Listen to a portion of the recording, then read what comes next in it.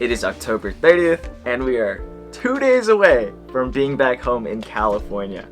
I am super excited, but also really nervous and scared, meaning I gotta get out of here in 2 days, so I need to start cleaning today. Pretty nervous, but excited to be back home. It's been 6 months in Alaska, and honestly, I don't know what I would have done without it. It's been such an amazing experience, and honestly, I don't know what I would have been doing without it. So yeah, let's get started packing. We've got some stuff to pack up left. If you've been checking in with the vlogs, we've got some stuff that's already ready to be donated, and the rest is mine. So I gotta deal with it. But yeah, let's get started.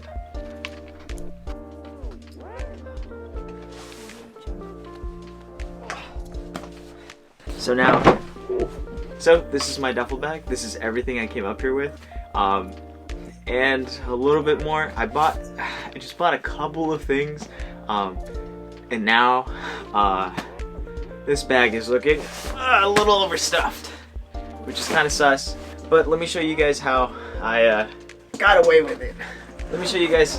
I'm gonna show you guys how I packed coming up to Alaska for 6 months. Now I know there's this huge debate on whether packing cubes are helpful or not. Honestly, I can barely tell. I just like keeping things organized a little bit, but there are some gaps that could be filled. But honestly, for the organization and for keeping it clean, pretty easy. So I organized everything into 3 packing cubes, and everything else is pretty much miscellaneous and everywhere else. So I've got 2 bags right here. Got these on Amazon. These 2 are my pants and my shirts and my shorts.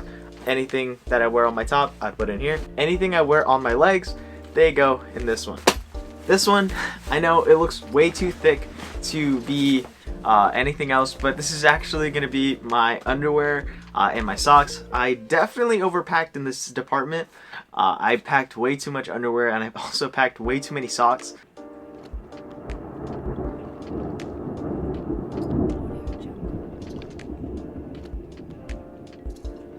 Oh my god. Is that lightning? I haven't heard. Lightning in Southeast Alaska is like super rare, so that was crazy. Definitely packed way too much, and I'm definitely learning on how to pack. Next, I ended up buying another jacket. I wore this one almost all the time outside of my Guy Cotton one. 2 of my favorite hoodies so far. Looks good, feels good, really lightweight, love it. Extra pair of pants, extra flannel, because why not? And the shoes. In here I brought 1 pair of sandals with me and a pair of shoes. It has now come to 2 pairs of sandals. I haven't worn the other one very much, but I'm planning to when I move back down to California.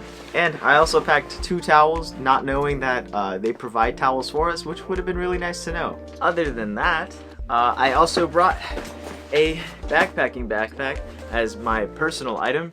Honestly, this was a little too big, but there's not enough in it to actually be a big situation.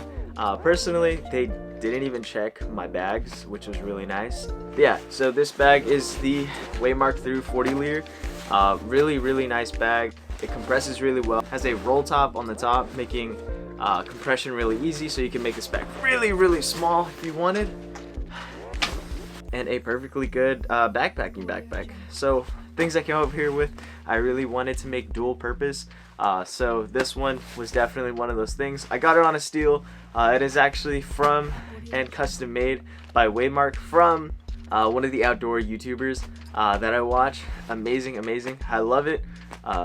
Honestly, I used it for 1 backpacking trip, and it was phenomenal. Maybe going frameless might be the move.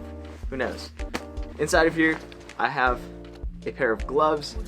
Never used them. Also, I have my buff because sleepwear, headwear, neckwear, all of it.